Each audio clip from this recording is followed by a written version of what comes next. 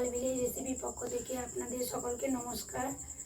আজকের ভিডিওটা খুবই ভালো লাগবে, আপনারা প্রথম থেকে শেষ অবধি দেখতে থাকুন।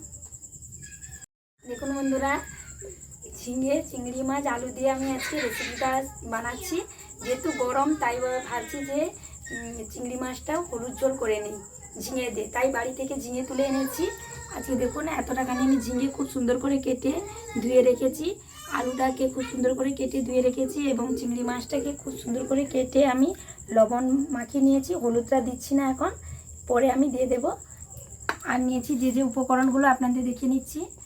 প্রথমে আমি নিয়েছি পেঁয়াজ বাটা, জিরে বাটা, ধনে বাটা এবং আমি আজকে পানমৌরি বাটাটা অ্যাড করছি। যেহেতু হলুদ ঝোল তার জন্য আমি পানমৌরি বাটাটা অ্যাড করছি।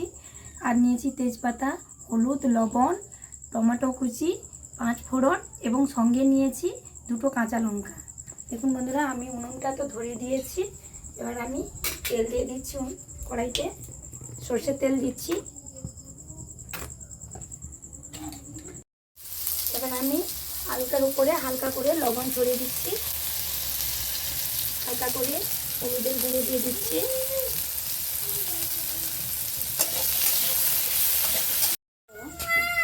দেখুন আমার আলুটা ভাজা হয়ে গেছে, হালকা করে আমি ভেজে নিয়েছি। কড়াই থেকে তুলে নিচ্ছি। এর উপর অল্প করে আমি তেল দিয়ে দিচ্ছি। তারপর হালকা করে ঝিঙেটাকে আমি কষে নেব।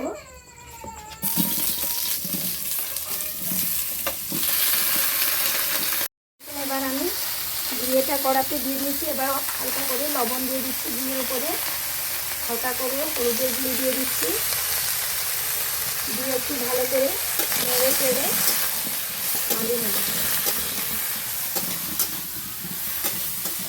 ঝিঙাটা আমার কষা হয়ে গেছে, এবার আমি তুলে নিচ্ছি। হালকা করে আমি কষেছি, যেহেতু তরকারিতে দেবো তাই আমি হালকা করে কষেছি।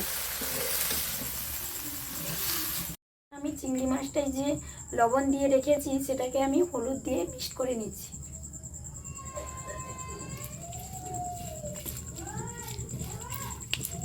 সঙ্গে আমি অল্প করে সরষের তেলও দিয়ে দিচ্ছি।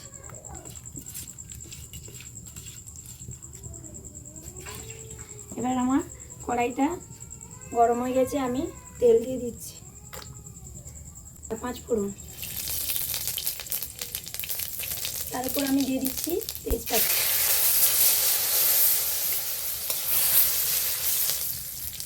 তারপর আমি দিয়ে দিচ্ছি কুচিয়ে রাখা টমেটো।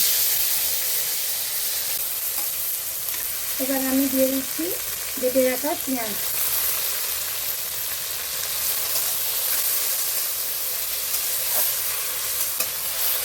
তারপর আমি দিয়ে দিব বেটে রাখা জিরা, বেটে রাখা ধনে, আর দিয়ে দেবো বেটে রাখা পানমৌরি।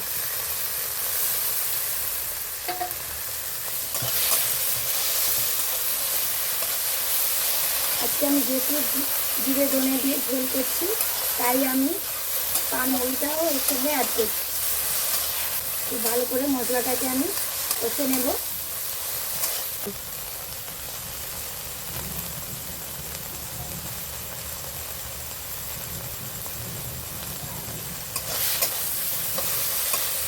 যেহেতু আমি অল্প করে তেল দিয়েছি, জিরে ধনের ঝোল করবো বলে, তাই আমি আরেকটু অল্প করে তেল দিয়ে দিচ্ছি।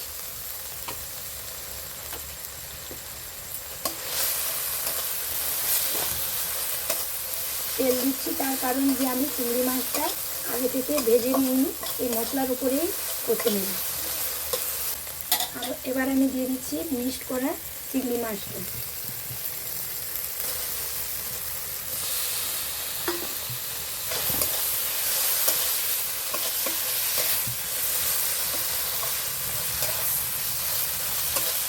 এবার আমি ভালো করে কষে নেব। দেখুন আমার চিংড়ি মাছ আর মশলাটা খুব ভালো করে কষা হয়ে গেছে। চিংড়ি মাছটা লাল লাল হয়েছে, দেখুন মশলাটাও ভাজা হয়ে গেছে, খুব সুন্দর সেন্ট বেরোচ্ছে। এবার আমি কষে রাখা ঝিঙে আর আলুটা ওর মধ্যে দিয়ে দিচ্ছি।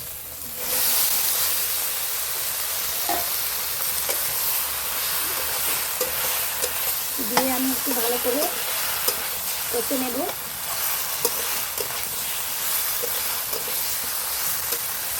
এরপর আমি দিয়ে দিচ্ছি অল্প করে লবণ দিয়ে দিচ্ছি।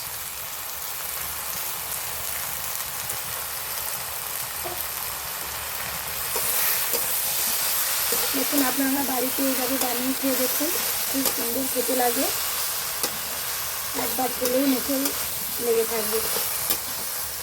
এভাবে কষা হয়ে গেছে, জিরে আলু এবং চিংড়ি মাছ মশলাটা খুব সুন্দরভাবে কষা হয়ে গেছে। এর উপরে আমি পরিমাণ মতো জল দিয়ে দিচ্ছি।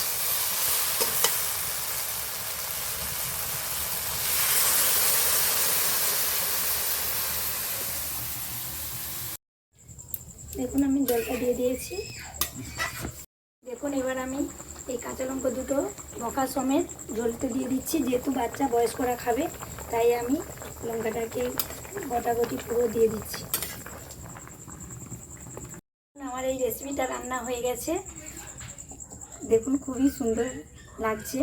আর লঙ্কা দেখুন, লঙ্কা দুটো কীভাবে ভেসে আছে, ঝিঙের সঙ্গে মিশে গেছে পুরো। দেখুন বন্ধুরা, আমি একটু টেস্ট করে নিচ্ছি। চিংড়ি মাছটা আমি প্রথমে টেস্ট করছি, খেতে খুব ভালো লাগছে। আপনারা বাড়িতে এইভাবে বানিয়ে খেয়ে দেখুন, খেতে খুব সুন্দর লাগবে। তো ভিডিওটা আমি এখানেই শেষ করছি। ভালো যদি লাগে লাইক শেয়ার সাবস্ক্রাইব করবেন এবং কমেন্ট করে জানাবেন। ভিলেজ রেসিপির পক্ষ থেকে আপনাদের সবাইকে জানাই সুস্থ থাকুন, ভালো থাকুন।